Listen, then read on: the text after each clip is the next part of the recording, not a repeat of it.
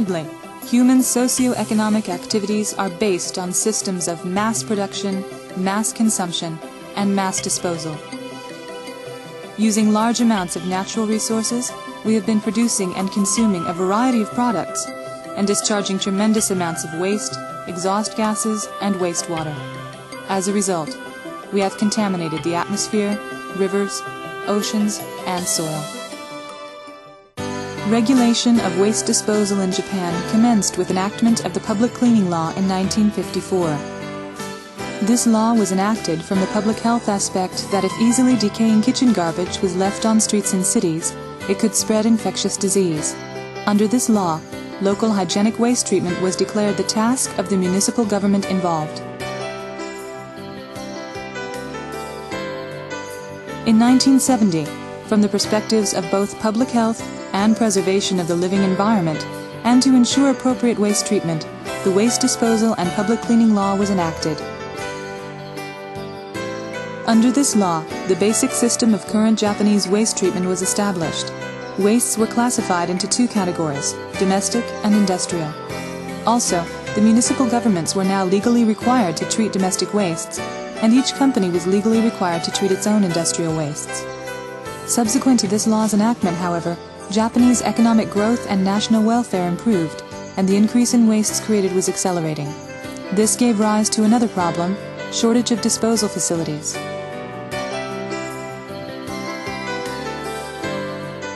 Also, due to successive illegal waste dumping and inappropriate waste treatment, the Japanese public's distrust of waste treatment measures increased. Conventional measures, mainly based on treatment of wastes, were reaching their limits. Under these circumstances, the Waste Disposal and Public Cleaning Law was amended twice, in 1991 and 1997. The purposes of these amendments were twofold: to change simple waste treatment measures to more integral ones, including waste discharge regulation and waste amount reduction, as well as to regain the Japanese public's trust regarding waste treatment measures. Also, to promote effective resource use and recycling, the Law for Promotion of Utilization of Recycled Material was enacted in 1991, followed by the Law for Promoting Sorted Collection and Recycling of Containers and Packaging in 1995, and the Home Appliance Recycling Law in 1998. We have endeavored to take appropriate measures to ensure full compliance with these laws.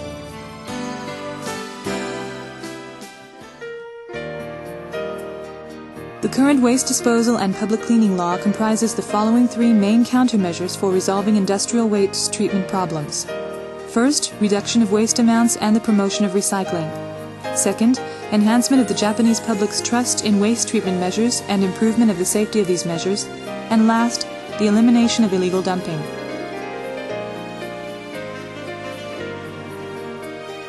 As a definite step toward realizing the first countermeasure, of reducing waste amounts and promoting recycling, companies are legally required to include a plan for reducing waste amounts in their industrial waste treatment plan.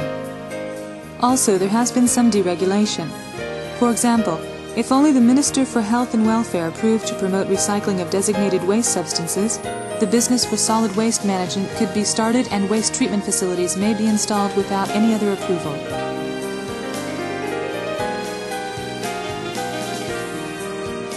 Regarding the second countermeasure of enhancing the Japanese public's trust in waste treatment measures and the safety of these measures, it was legally required that necessary research be performed concerning possible influences on living environments in neighboring areas in advance.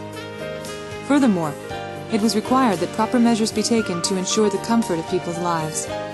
Also, other countermeasures such as enabling inspection of permission applications, monitoring residents' opinions, and hearing a variety of opinions from professionals in environment-related fields have been taken.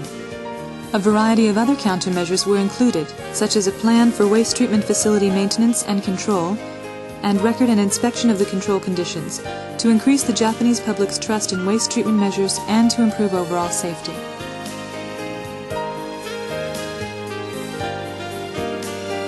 Regarding the third objective, the elimination of illegal dumping, to strengthen illegal dumping countermeasures maintenance and control, the penal regulations for illegal dumping were tightened drastically.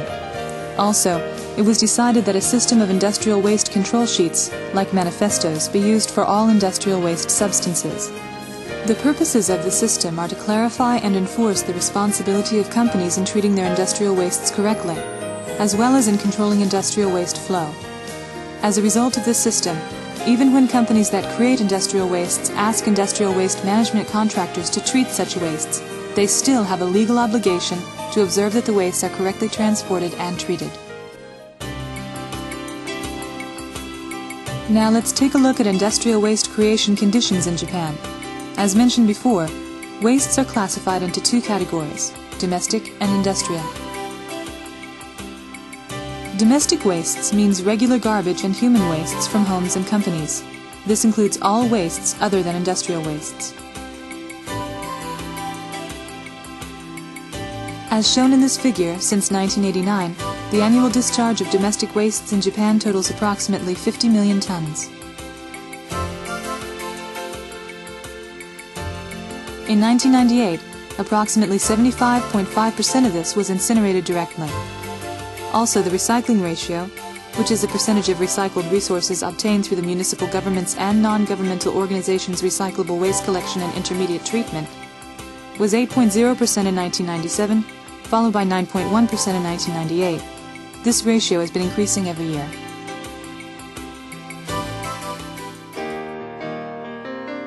Industrial wastes include the following 19 kinds of wastes created by business activities, as designated by law.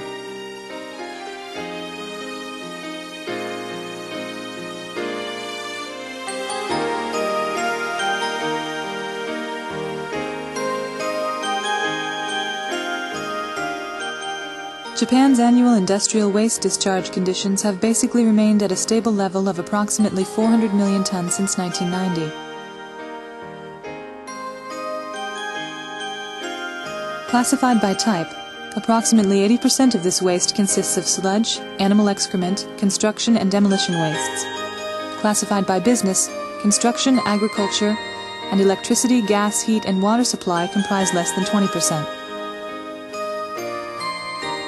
As shown in this figure, 38% of all industrial waste discharge was recycled in 1998. The amount finally disposed of in the same year was approximately 80 million tons. The remaining years of use of final disposal sites for industrial wastes are 2.6 on the national average. This means that the conditions for industrial waste disposal are more difficult than those for domestic waste disposal.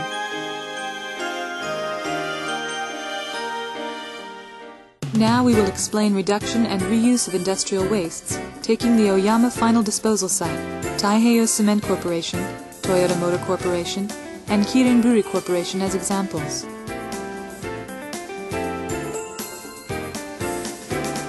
This is the Oyama Final Disposal Site, administered by the Mie Prefecture Environmental Protection Corporation. The total site area is approximately 130,000 square meters. The total landfill capacity approximately 2,400,000 cubic meters. The waste collected here includes inorganic sludge, slag, combustion residue, waste plastic, dust, glass, ceramics, pottery waste, and so on. Approximately 90% is inorganic sludge and slag. These waste materials are sent to the landfill disposal site, which is completely covered with seepage control vinyl chloride sheets.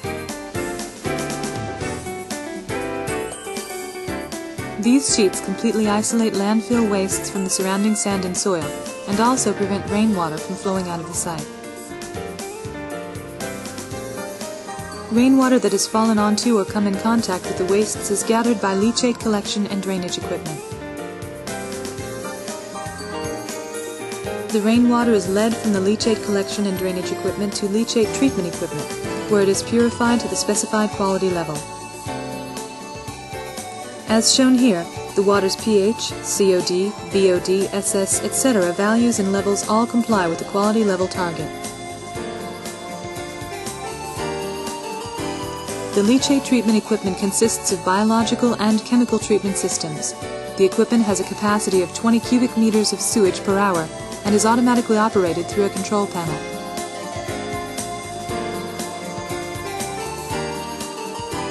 Thus, in the industrial waste final disposal site, landfilled wastes as well as rainwater are carefully treated so not as to contaminate neighboring areas. This means that this site is thoroughly managed so that it never influences its external environments. As mentioned earlier, the shortage of industrial waste final disposal sites is becoming a major problem in Japan. To reduce industrial waste amounts, governmental organizations, companies, and the public must all be aware of the waste amount reduction issue and play their own roles. Specifically, since companies provide a variety of products and services required for daily life, their leadership is very important in establishing a waste circulation type society. These company activities are expressed by the term 3R, which means recycle, reduce, and reuse. Recycle means the recycling of industrial waste for further use as a resource. Reduce means the reduction of industrial waste through the reviewing of manufacturing processes and other components. Reuse means the repeated reuse of existing resources. To perform these 3R activities effectively, the development of related industrial demand is required. For example, industrial waste from one industrial field is used as a raw material in another industrial field. Accordingly, finding potential users of waste materials, networking among different industrial fields, and new product development will be the keys to interlinking these 3R activities. Japan's leading cement company, Taiheiyo Cement Corporation, has been implementing 3R activities in its Fujiwara plant. With the yearly cement production capacity of 2,500,000 tons, other industrial fields' wastes and byproducts are effectively recycled in this plant as fuel resources for each cement production process and as cement raw materials. While this plant acquired ISO 9001 approval in June 1997 and ISO 14001 approval in April 1998, Taiheiyo Cement decided its environmental policies and began to implement them as employee activity policies. Its environmental policies declare that, aware of its circumstances as a cement company, it will play a social role in contributing to the reduction of waste landfill amounts through active use of other industrial fields' wastes and byproducts.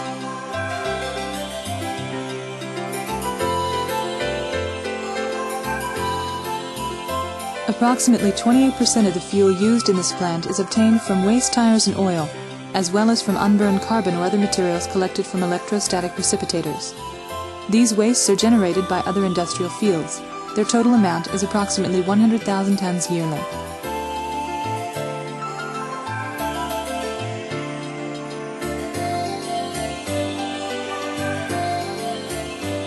Also, approximately 11% of the raw materials are obtained from industrial waste such as coal ash, ferric materials, sludge, etc., amounting to approximately 610,000 tons yearly.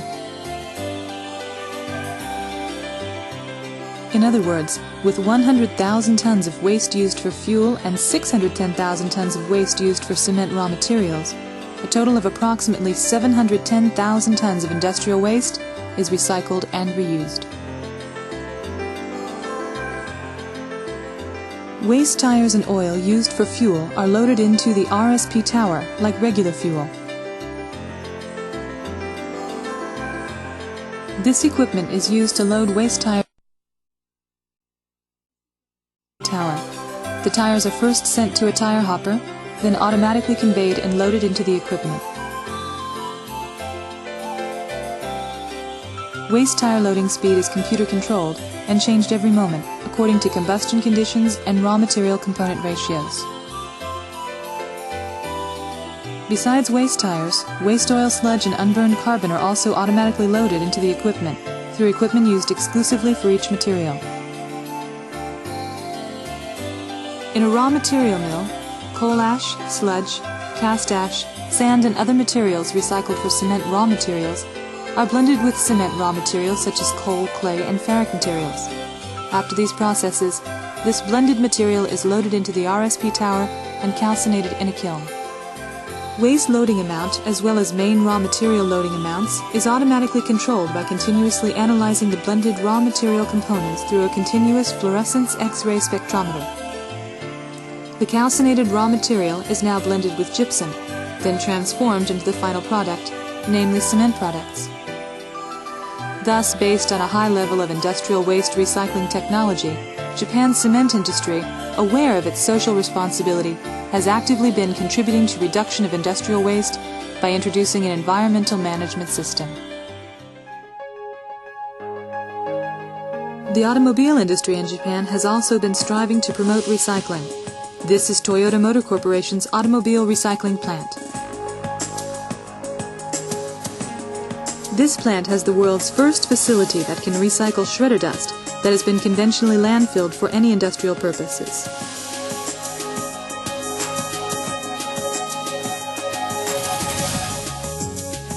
In this plant, shredder dust is screened and sorted. Urethane and fiber, both of which are combustible, are recovered by wind-powered machines. These materials can now be reused for soundproofing materials for vehicles. A large portion of copper is also recovered, though copper was mostly discarded in the past. Any dust remaining after processing is melted and solidified to prevent leakage of toxic substances, such as lead, while dust volume can be reduced to 20%. This process has proved effective in lengthening the service life of the disposal site.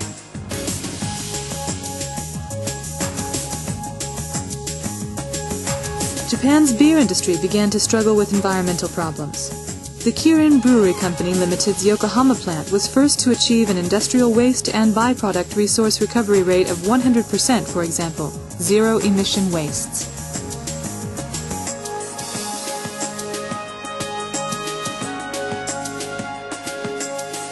Brewer's dregs, created in the manufacturing process, are dried through brewer's dreg dehydrators and then reused for fertilizer, mushroom compost, and other items.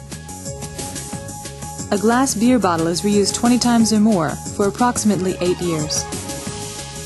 Other glass bottles that are the same color as beer bottles are recycled as cullet and reused for new glass beer bottles. Treatment of drainage discharged from the plant began more than 30 years ago, using microscopic organisms for purification. The purified water is then discharged into appropriate rivers. Also in this plant, thorough segregation and separate collection of wastes were performed to achieve the goals of zero-emission waste. Thus, in Japan's beer industry, in addition to effectively combining the 3R activities, such as recycle, reduce, and reuse, understanding the requirements involved in ISO 14001, all the beer companies have achieved zero emission. Products we use in daily life should not be discarded after having outlived their usefulness. It is time for us to think about how to recycle and reuse them. Lastly, when we discuss global environmental conservation, we know that we must combine industrial waste treatment with waste recycling, reduction and reuse, and establish a waste circulation type society. Considering material flow, from resource collection to product disposal, we need to reduce the overall environmental load required to process materials, from initial use to final disposal. We feel that this waste circulation type society is an important objective for our future.